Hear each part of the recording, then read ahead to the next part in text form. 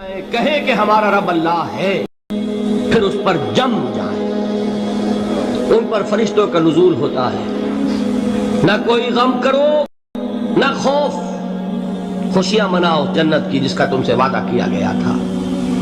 اللہ کی ربوبیت پر اطمینان جب انسان کو ہو جاتا، میرا رب اللہ ہے، ربی اللہ، انسان کے لیے نہ کوئی کھٹکا، نہ کوئی خطرہ، نہ کوئی خوف، نہ کوئی حزن۔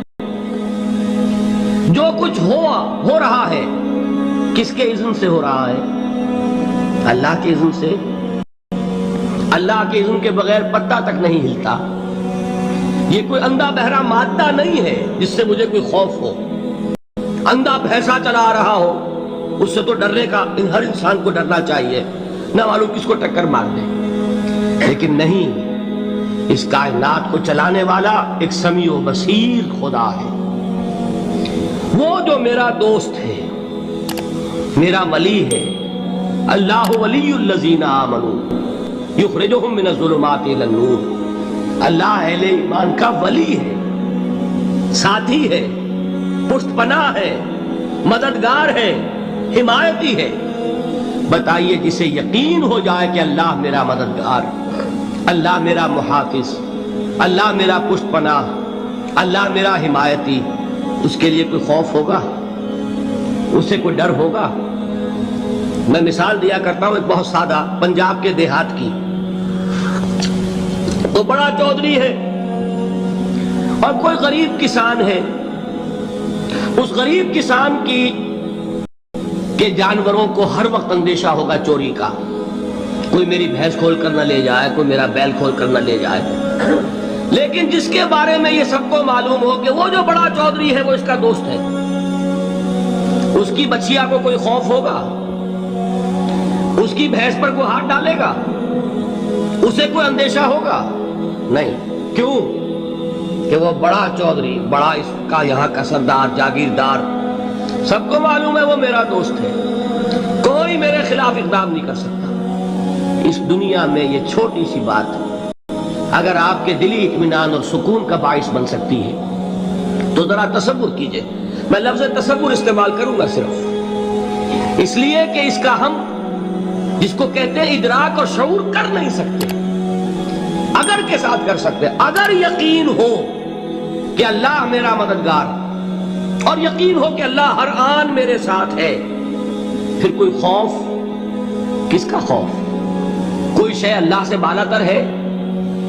کوئی قوت اس سے زیادہ طاقتور ہے؟ کوئی اس کے ارادے کو بدلنے والا ہے؟ کوئی اس کی مشیت کے آڑے آنے والا ہے؟ یہی بات ہے جو حضور نے فرمائی، یہ ایمان کا حاصل ہے لب لباب، کہ دیکھو اچھی طرح اس بات کو ذہن نشین کر لو، اگر تمام انسان مل کر تمہیں کوئی نقصان پہنچانا چاہے نہیں پہنچا سکتے، مگر جو کچھ اللہ نے لکھ دیا ہو، اور تمام انسان مل کر تمہیں کوئی نفع پہنچانا چاہے نہیں پہنچا سکتے، مگر وہ شے جو اللہ نے طے کر دی۔ آپ پھر میں کہوں گا ذرا تاریخ کیجئے، اسے فرض کیجئے، اسے سوچئے۔ اگر اس حدیث پر ہمارا دل ٹھکا ہوا ہو، کسی سے ڈر ہوگا؟ یہ مجھے نقصان نہ پہنچا دے، یہ میری رپورٹ خراب نہ کر دے، یہ میری انکریمنٹ نہ رکوا دے، یہ میرا یہ نہ بگاڑ دے، یہ میرے یہ نقصان نہ پہنچا دے۔ اس کا ڈر، اس کا ڈر، اس کا خوف، اس کی خوشامد، اس کے لیے جا کر طرح طرح سے اپنی عزت نفس کو ذلیل کروانا اس کے سامنے، یہ سب کچھ کیوں کرتا ہے انسان؟ جب سمجھتا ہے کہ اس کے ہاتھ میں میرا کوئی نفع ہے، اس کے ہاتھ میں میرے لیے کوئی ضرر ہے، یہ مجھے کوئی غضب پہنچا سکتا ہے، یہ مجھے کوئی نقصان پہنچا سکتا ہے، یہ میرا کوئی کام بنا سکتا ہے، یہ میری کوئی ضرورت پوری کر سکتا ہے، اسی کا نام شرک ہے۔ جہاں آپ نے یہ سمجھا کہ غیر اللہ کے اندر کوئی طاقت موجود ہے، وہی شرک ہے۔ بتوں سے تجھ کو امید خدا سے نومیدی، مجھے بتا تو صحیح اور کافری کیا ہے؟ شرک تو یہ ہے جس پر بھی تمہیں یہ خیال ہے، کلمہ ہے یہ کلمہ سوم، لا حول ولا قوت الا باللہ، ذرا اس پر دل کو کبھی اگر آپ تصور کریں، پھر فرض کریں دل ٹھک جائے، کوئی طاقت نہیں۔ یہی بات تھی جو شیخ عبد القادر جیلانی رحمۃ اللہ علیہ نے اپنی وصیت میں اپنے بچے سے کہی، 11ਵੀं دینے والے ہیں، لیکن حضرت شیخ عبد القادر جیلانی کی وصیت اور تعلیمات کو کتنے لوگ ہیں جانتے ہو؟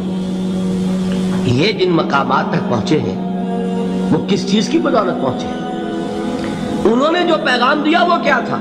اے میرے بچے، جس طریقے سے قرآن مجید میں حضرت لقمان کی نصیحتیں جو ہے نقل کر دی گئی ہیں، میں یہ عرض کروں گا بالفرض اگر قرآن حضرت عبد القادر جیلانی کے بعد نازل ہوا ہوتا تو شیخ عبد القادر کی یہ نصیحتیں بھی قرآن میں درج ہوتی۔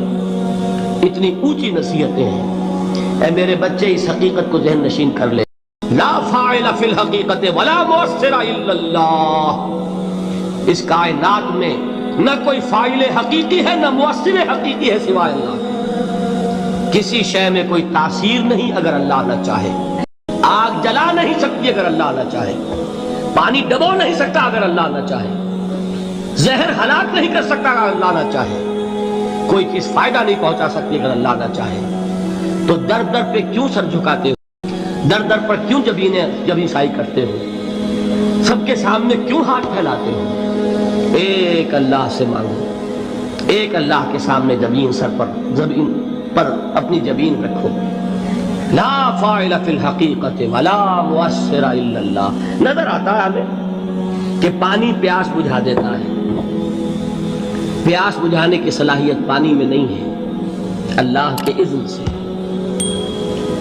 کھانا بھوک مٹا دیتا ہے، بھوک مٹانے کی صلاحیت کھانے میں نہیں ہے، اذن رب میں۔ دیکھیے یہی یقین حضرت موسیٰ علیہ السلام کا واقعہ یاد کیجئے۔ سامنے سمندر آ گیا ہے، قوم دیکھتی ہے پیچھے کہ گرد و غبار کا طوفان ہے۔ معلوم ہوا کہ فرعون اپنے لشکر سمیت آ گیا۔ لشکر جب چلتا تھا تیز رفتاری کے ساتھ تو گرد و غبار کا جو طوفان اٹھتا تھا اس کا تصور کیجیے، اور لمحہ بلمحہ وہ قریب آ رہا ہے۔ پوری قوم نے کیا کہا؟ اے موسیٰ انا لمدرکون، اے موسیٰ ہم کو پکڑے گئے۔ قرآن مجید میں تو یہاں وہ باتیں نہیں لکھی ہے، لیکن تورات میں یہ درج ہے کہ بنی اسرائیل جھگڑنے لگے، دست و گریبان ہو گئے موسیٰ کے ساتھ۔ موسیٰ نے یہاں مروایا لا کر، اس سے تو ہم ہی بہتر تھے۔ وہاں کھانے کو ملتا تھا، زندگی تو تھی، بیگار ہم کر رہے تھے، موت تو نہیں تھی۔ اب جو کچھ ہوگا اس کا تصور کرو، جس طریقے سے ہمارے ٹکڑے اڑائے جائیں گے۔